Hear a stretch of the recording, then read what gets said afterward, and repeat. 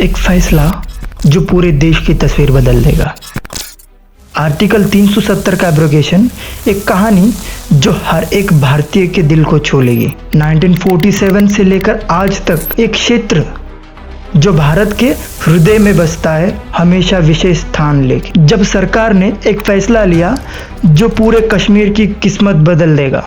जश्न भी, और आप देखिए यहाँ पर ढोल बज रहा है, ढोल पे लोग डांस करते हुए आपको दिख रहे हैं, एक माहौल बना हुआ है। विरोध भी। लोगों को कोई इन्फॉर्मेशन नहीं मिली है, ये रातों रात हो गया शुरू, ये नहीं होना चाहिए, इसमें तो बहुत नुकसान हो जाए।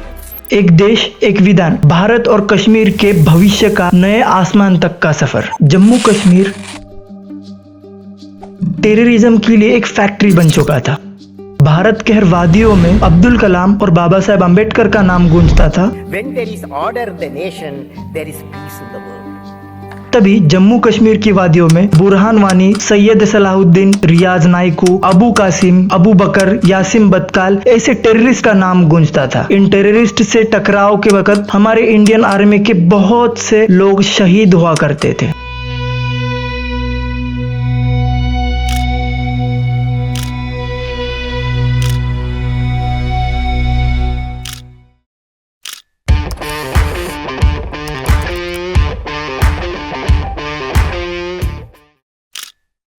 तावी नदी के तट पर बैठा हुआ एक शहर और शिवालिक पर्वतों के अंदर एक छुपा हुआ शहर जो जम्मू कश्मीर के विंटर के कैपिटल हुआ करते थे।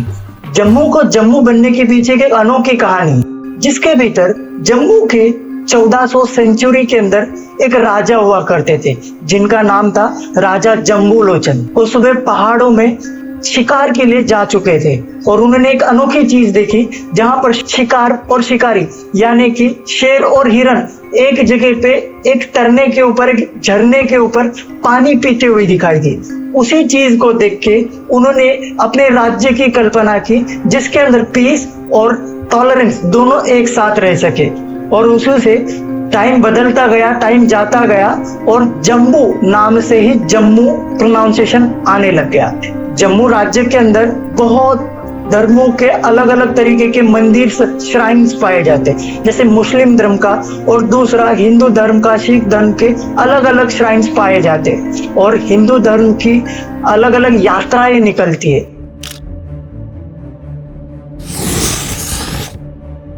यह है जम्मू कश्मीर एक राज्य। ऐसे अनेकों राज्य उस दिनों में भारत में हुआ करते थे।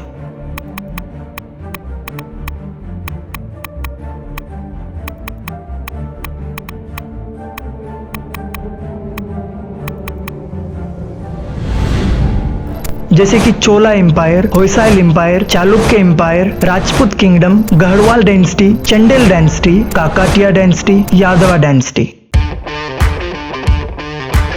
हवा की धुन में टाइम बीतता गया। साल 1608 में ब्रिटिश ईस्ट इंडिया कंपनी पहली बार भारत के मिट्टी पर कदम रखा और पूरे सब कॉन्टिनेंट के इतिहास में एक नया दौर का ही आरंभ हो गया। आने वाले सालों में ब्रिटिश ने युद्ध किए, सहयोग बहुत राज्यों के साथ किया, धीरे धीरे अपनी अधिकार और सत्ता पूरे भारत में फैलाई।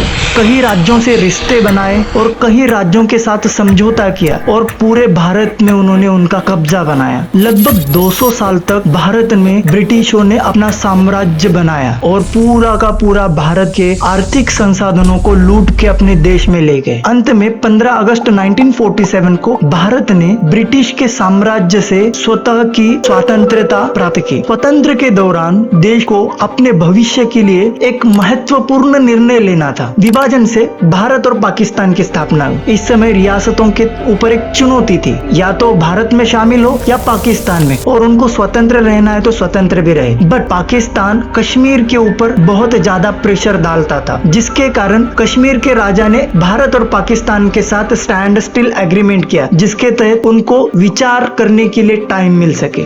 लेकिन पाकिस्तान ने कश्मीर के ऊपर अटैक कर दिया। वर्ल्ड वॉर से जो युद्ध करके आए हुए सैनिक थे जो पाकिस्तान के अंदर जाके बस चुके थे और उनकी पाकिस्तान की आर्मी, इन दोनों का मिलाप यानी मिक्सचर करके पाकिस्तान ने कबायली का जन्म दिया और कबायलियों ने यानी जो वर्ल्ड वॉर से आए हुए सैनिक और उनकी आर्मी, इन दोनों को बेस में जो कबायलियों के बेस में गए थे उन्होंने कश्मीर के ऊपर अटैक कर दिया। और उसी दौरान कश्मीर के राजा हरि सिंह ने डर के इंडिया के साथ इंस्ट्रूमेंट ऑफ एक्सेशन साइन कर लिया, जिसके कारण कश्मीर पूरी तरीके से भारत के अंदर विलीन हो गया।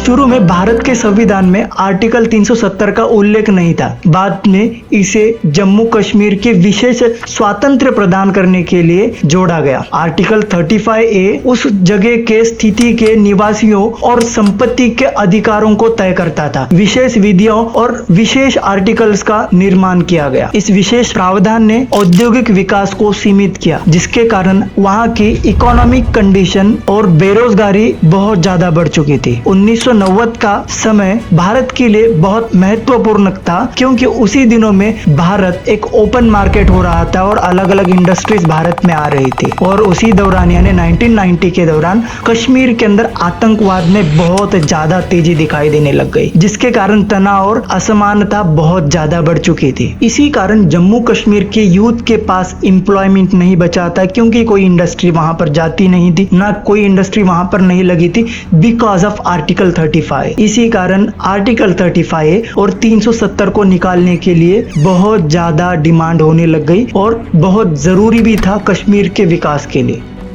दशकों तक आर्टिकल 370 एक विवाद का मुद्दा बना रहा। कुछ लोग इसे राज्य की पहचान का प्रतीक मानते रहे और कुछ लोग इसे भारत के साथ पूर्ण तरीके से मिलाव होने के लिए एक बंधक समझते रहे। 21st सेंचुरी के स्टार्टिंग में राजनीतिक स्थितियों में बहुत ज्यादा बदलाव हुए और इसे हटाने की स्पीड बहुत ज्यादा बढ़ चुकी थी। नरेंद्र मोदी और बीजेपी ने उनके पॉलिटिकल एजेंडा के अंदर एक महत्वपूर्ण स्थान दिया आर्टिकल 370 के एब्रोगेशन के लिए। और उनका ये कहना था ये पूरे क्षेत्र के अंदर अलगाववाद यानी कि टेररिज्म को बढ़ावा देता है और विकास के लिए एक प्रबंधक यानी निगेटिव सेंटिमेंट क्रिएट करता है।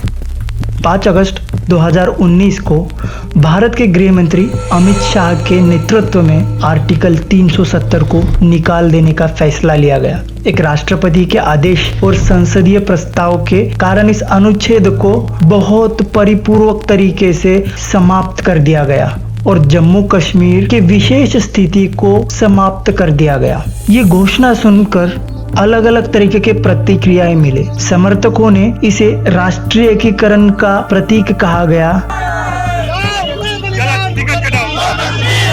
और विरोधियों ने चिंता व्यक्त की इसे अशांति फैलेगी और वादियों में, कश्मीर के वादियों में अलग तरीके का माहौल बन जाएगा।